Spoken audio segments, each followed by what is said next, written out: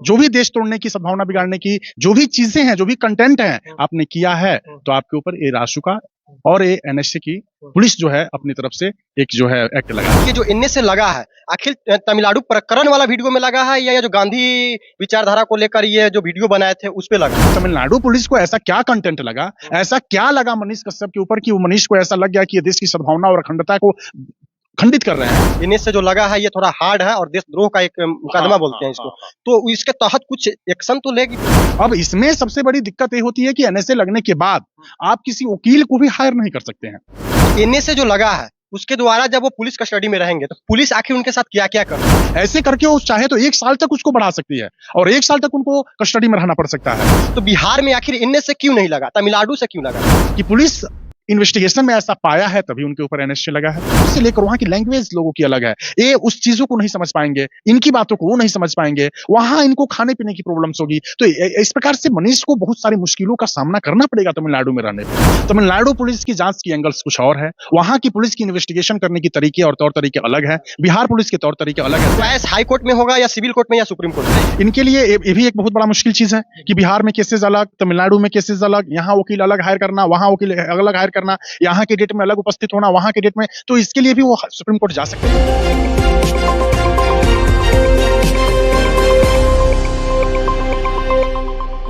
नमस्कार, अभी आप देख रहे हैं बिहार खबर, मैं हूं सुभाकर आर्या। अभी हमारे साथ है माननीय पटना हाईकोर्ट के अधिवक्ता सफल दीक्षित जी और इनसे हम जानेंगे कि आखिर एनएसए होता क्या है, अगर वो किसी के ऊपर लग जाता है तो उसका इफेक्ट क्या होता है और वो कितने दिनों तक उसके तहत आदमी जेल में रह सकता है। तो सबसे पहले आपका बिहार खबर में स्वागत है सर। बहुत बहुत धन्यवाद आपका भी। सबसे पहली क्वेश्चन तो ये है कि जो एनएसए लगा है वो एनएसए क्या है और जो मनीष कश्यप के ऊपर लगा है उसका इफेक्ट क्या होगा? देखिए, एनएसए नेशनल सिक्योरिटी एक्ट जो है ये हमारे यहाँ एक अधिनियम के रूप में है। इसको शॉर्ट फॉर्म में लोग रासुका भी बोलते हैं।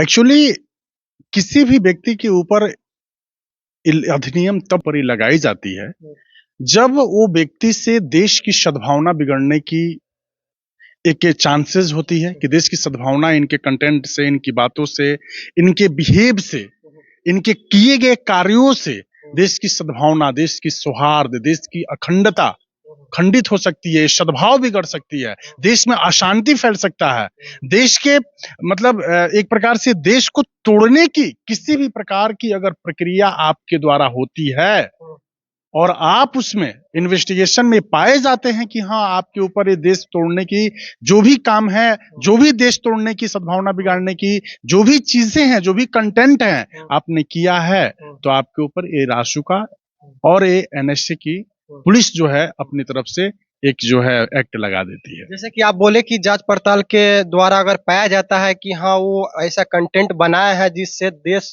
में सद्भावना बिगड़ सकता है, यानी लोग आपस में लड़ लेंगे जिसकी वजह से उनके ऊपर एनएसए लगा हुआ है, तो क्या ये उनके ऊपर जो ये जांच हुआ है ये पूरी तरह से कंप्लीट हो गया है, यानी पुलिस समझ चुकी है कि इनके बातों से ये चीज हो सकता है दंगा? देखिए, हम एज ए लॉयर हम यही कह सकते हैं कि पुलिस की एजेंसीज अपनी इन्वेस्टिगेशंस को करते हैं।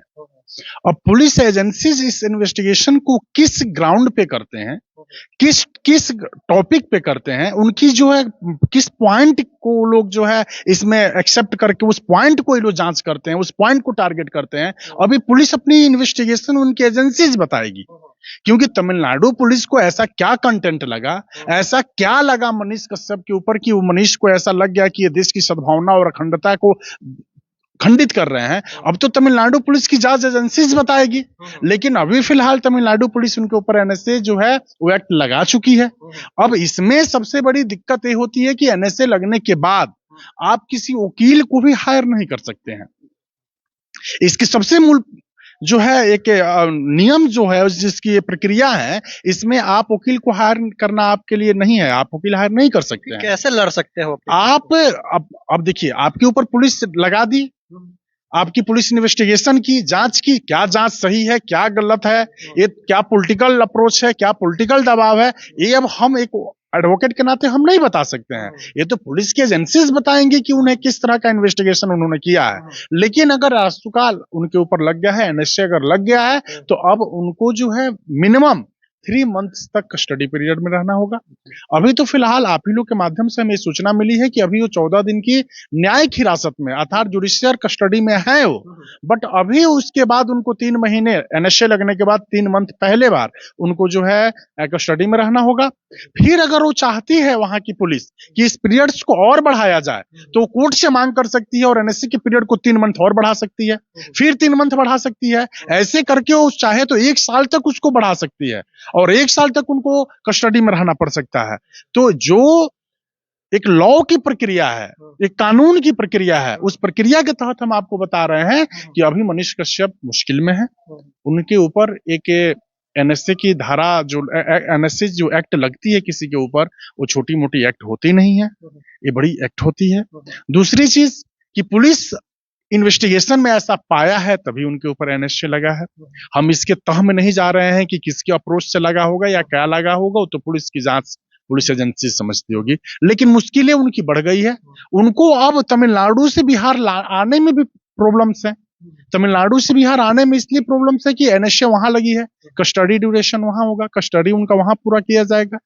उसके अलावा अब तमिलनाडु की कल्चरल सोसाइटी, वहां की कल्चरल हमारे यहाँ के कल्चर से बिल्कुल डिफरेंट है। यहाँ की कल्चर कुछ और है, वहां की कल्चर कुछ और है। यहाँ के खान पान रहन सहन लोगों की कुछ और है और वहां की खान पान और रहन सहन कुछ और है। तो इस सब चीजों से लेकर वहां की लैंग्वेज लोगों की अलग है, ये उस चीजों को नहीं समझ पाएंगे, इनकी बातों को वो नहीं समझ पाएंगे, वहां इनको खाने पीने की प्रॉब्लम्स होगी। तो इस प्रकार से मनीष को बहुत सारी मुश्किलों का सामना करना पड़ेगा तमिलनाडु में रहने पे। हम ये आपसे जानना चाहेंगे कि एनएसए जो लगा है उसके द्वारा जब वो पुलिस कस्टडी में रहेंगे तो पुलिस आखिर उनके साथ क्या क्या कर सकती है? पुलिस किसी के साथ कुछ ऐसा नहीं करती है, ऐसा कहीं जो है कॉन्स्टिट्यूशनल राइट नहीं है कि पुलिस आपको प्रताड़ित करे, पुलिस आपको जो है मतलब फोर्स करे, किसी चीज के लिए दबाव बनाए, ऐसा कहीं कुछ लेकिन नहीं ये अधिनियम थोड़ा सा हार्ड है। एनएसए जो लगा है ये थोड़ा हार्ड है और देशद्रोह का एक मुकदमा बोलते हैं इसको। तो इसके तहत कुछ एक्शन तो लेगी पुलिस? पुलिस एक्शन यही ना लेगी कि उनको कस्टडी ड्यूरेशन को बढ़ाएगी। पुलिस और एक्शन हम ये जानना चाह रहे हैं कि कस्टडी में लेकर आखिर वो करेगी क्या? पुलिस कस्टडी में लेकर किसी को क्या करती है? कुछ नहीं कर पाएगी। पुलिस कस्टडी में रहना मतलब कि उनको जेल में डाला जाएगा, वो जेल के अंदर रहेंगे। उसके अलावा जो है पुलिस अब तो अपना इन्वेस्टिगेशन पुलिस कंटिन्यू कर रही है ना, उसमें वो कहाँ ब्रेक ली है, लगातार इन्वेस्टिगेशन में लगी हुई है। अभी फिर 14 दिन का जुडिशियल कस्टडी में उनको रखा गया है, उसमें पुलिस फिर पूछताछ करेगी। लेकिन जब वो कस्टडी उनकी जब पूछताछ की प्रक्रिया फाइनल हो जाएगी, जब वो कस्टडी में चले जाएंगे, तो पुलिस ऐसा कुछ नहीं कि उनके ऊपर कोई प्रकार का मतलब फिजिकली या फिर टॉर्चर्स ऐसा कोई कुछ किसी प्रकार का कुछ नहीं करेगी। हम ये भी आपसे जानना चाहेंगे कि इससे पहले बिहार में केस हुआ था और यहाँ पे सुनवाई चल रही थी उनका, तो बिहार में आखिर एनएसए क्यों नहीं लगा, तमिलनाडु से क्यों लगा, तमिलनाडु पुलिस क्यों लगाया उस चीज? देखिए, बिहार पुलिस की जांच की एंगल कुछ और थी। बिहार पुलिस की एजेंसीज, बिहार पुलिस अपनी जांच को किसी और प्रकार से करता था। तमिलनाडु पुलिस की जांच की एंगल्स कुछ और है, वहां की पुलिस की इन्वेस्टिगेशन करने की तरीके और तौर तरीके अलग है, बिहार पुलिस के तौर तरीके अलग है। दूसरी चीज कि प्लेस ऑफ ऑकरेंस, घटना घटित कहां हुई थी, तमिलनाडु में। क्योंकि जो भी घटनाएं हुई थी कि कोई मरा था, किसी को काटा गया था या अफवाह था, जो भी था, लेकिन प्लेस ऑफ ऑकरेंस कहां थी, तमिलनाडु में। इसलिए तमिलनाडु पुलिस उसकी इन्वेस्टिगेशन उस एंगल से की है और अपने एंगल से करके उन पे लगा है कि नहीं, इनका किया हुआ काम, इनका दिया हुआ स्पीच, इनका कंटेंट, ये जो है देश के खिलाफ है, देश की अखंडता संप्रभुता को खंडित कर रही है, तो इनके ऊपर वो एनएसए लगाई है। ये चीज भी आपसे पूछना चाहेंगे कि ये जो एनएसए लगा है आखिर तमिलनाडु प्रकरण वाला वीडियो में लगा है या जो गांधी विचारधारा को लेकर ये जो वीडियो बनाए थे उस पे लगा था? नहीं नहीं नहीं नहीं नहीं, एक वीडियो उनका वायरल हो रहा है जो बहुत पुराना है। नहीं, ऐसा कुछ नहीं है। तमिलनाडु प्रकरण में ही इनके ऊपर एनएसए लगा हुआ है। और दूसरी चीज है कि तमिलनाडु में इनके ऊपर, मैं कोई उनका लॉयर नहीं हूं कि मैं बताऊं कि कितनी केसेस रजिस्टर्ड है उनके ऊपर तमिलनाडु में, बट हमें जानने को मिला है कि लगभग 13 केसेस इनके ऊपर वहां पे एफआईआर 13 हुए हैं और 6 या 7 एफआईआर तमिलनाडु प्रकरण में बिहार में हुए हैं। इनके इनके लिए ये भी एक बहुत बड़ा मुश्किल चीज है कि बिहार में केसेस अलग, तमिलनाडु में केसेस अलग, यहाँ वकील अलग हायर करना, वहाँ वकील अलग हायर करना, यहाँ के डेट में अलग उपस्थित होना, वहाँ के डेट में, तो इसके लिए भी वो सुप्रीम कोर्ट जा सकते हैं और इस सभी केसों को एक जगह जो है मर्ज करा के एक जगह से अपनी केस की सुनवाई को करा सकते हैं। तीसरी इनके पास ऑप्शन ये है कि ये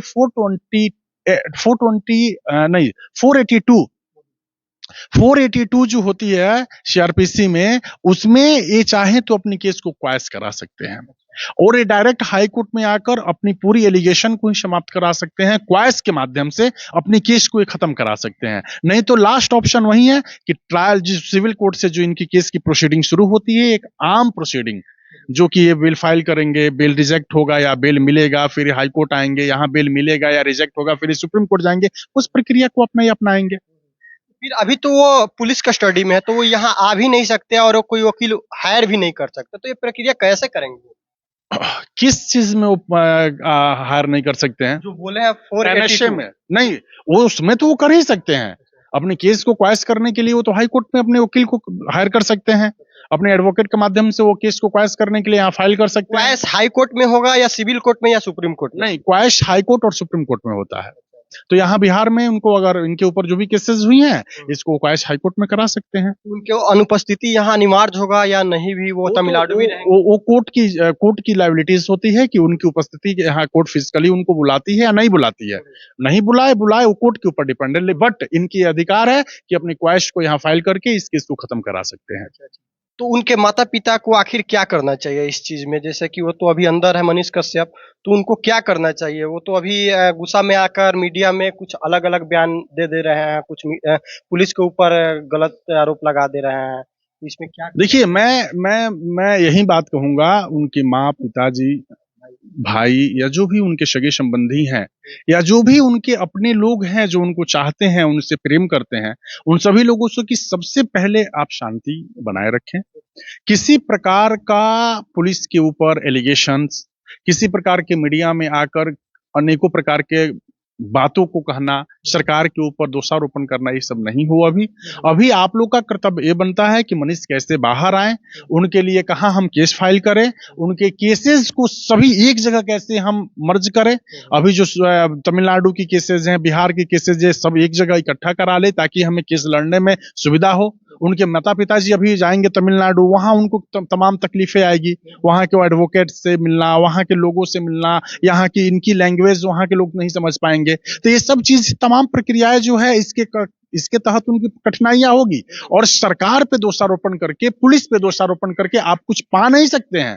इससे आपकी केस में और जो है कहीं ना कहीं से कुछ पॉलिटिकल अप्रोच हो सकती है ना। इसलिए मैं सभी लोगों से पहले कहूंगा कि आप पहले ये काम करिए कि आप अपने बेटे को, अपने भाई को बाहर निकालने के लिए आप कोर्ट के दरवाजा को खटखटाइए, आप कोर्ट के शरण में जाइए, न कि आप मीडिया को बुलाकर उन पे उलूल जुलूल अपनी जो है भाषा का इस्तेमाल कर कुछ ऐसा कंटेंट बोले ताकि उनकी और मुश्किलें बढ़े। हम ये भी लास्ट सवाल है मेरा कि जो एनएसए लगा है वो नॉर्मली पुलिस लगा सकती है या सरकार के तरफ से जब जाता है कि हाँ इनके ऊपर एनएसए लगना चाहिए तब लगाती है पुलिस? देखिए, ये सब चीजें कहीं से सरकार लिप्त नहीं होती है। एनएसए की प्रक्रिया होती है, उसमें पुलिस अपनी इन्वेस्टिगेशंस करती है, पुलिस की एजेंसीज होती है, वो जांच करती है। उस जांच के दरमियान ये पाया जाता है कि नहीं, इनके द्वारा किया गया काम, इनका कंटेंट उस देश के खिलाफ है, तो एनएसए लगाती है। एनएसए वही पुलिस लगाती है जो नॉर्मली एफआईआर करते हैं या इनका अलग टीम रहता है? नहीं, एनएसए वही पुलिस लगाएगी, तमिलनाडु पुलिस।